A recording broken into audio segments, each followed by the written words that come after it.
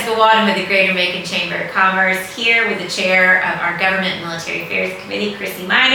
Chrissy, we were part of a debrief last week that helped us know what's going on at the governor's desk under the Georgia General Assembly. Tell us. Well, last Tuesday was the deadline. That was the last day for the governor to sign any bills that were going to be passed and signed into law.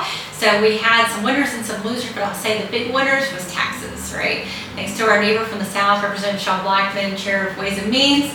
We had a lot of tax bills passed this session, specifically a reduction in personal income tax and corporate income tax, which is going to make a lot of people happy, right? Glad it's easier. More money in their pocket. Now, unfortunately, one of the things that did not pass was the homestead exemption tax because there was some challenges in the language. So they're going to have to go back and address that next session. But overall, great news. Also on that last day, the governor signed the final budget, the amended 24 budget, which gave a bump to GDOT by $1.5 billion, $50 million in rural workforce housing, and then some other sporadic things that was reallocated. So some other folks will get some old money they'll be happy about. For new money, FY25 budget was signed, and that has to do with raises for government employees and teachers and law enforcement. So bottom line is putting more money in people's pocket, I think, was a great theme overall and good news. From a workforce development perspective, we had some great passage with the House Bill 880 we talked about a lot, which is military spousal reciprocity, basically getting military spouses to work quicker when they move to the state of Georgia. There was a couple other bills that had similar effect, getting people to work faster that passed, which is great news. From the hospital and health and wellness perspective, there was a certificate of need discussion, expansion of rural hospital tax credit, which is great news, and then an expanded sunset study on Medicaid expansion, which will occur as we go into next session as well. There was also a lot of talk about transportation.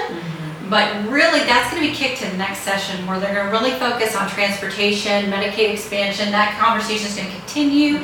Social issues, AI and privacy. But I will tell you, all that we've heard is that the Macon-Bibb County delegation did a tremendous job in helping to get a lot of our things passed, especially one that was championed specifically by our Senate Pro Tem, Senator John Kennedy, and that it was Jessica's baby. You want to talk about that? Yeah, we were very excited to see, of course, the historic tax credits go through, and so that's a good thing for downtown Macon. That is a good thing for our housing and developments like Bells Hill. So thank you to our delegation for making sure that it got its time, its due, and that it went through. So good communication from our chambers, from our hub delegation. That's our policy group made up of other chambers similar to Macon's, where we use all of our voices to help some of these pro-business moves continue to happen. And I'm excited as we move into 2025, know what the priorities are as we set our legislative agenda with your committee on that. So on the federal side, it's a big week. We're going to be getting our first hearing, Senate subcommittee hearing on the park bill. That bill, two bills dropped in the House and the Senate and was signed almost by the entire Georgia delegation. So this is exciting times on the federal front. Chrissy and I will see you at our Macon and Eggs Military Affairs Roundtable in June. Details are in this email. And here we go into 2025. Cheers. Cheers.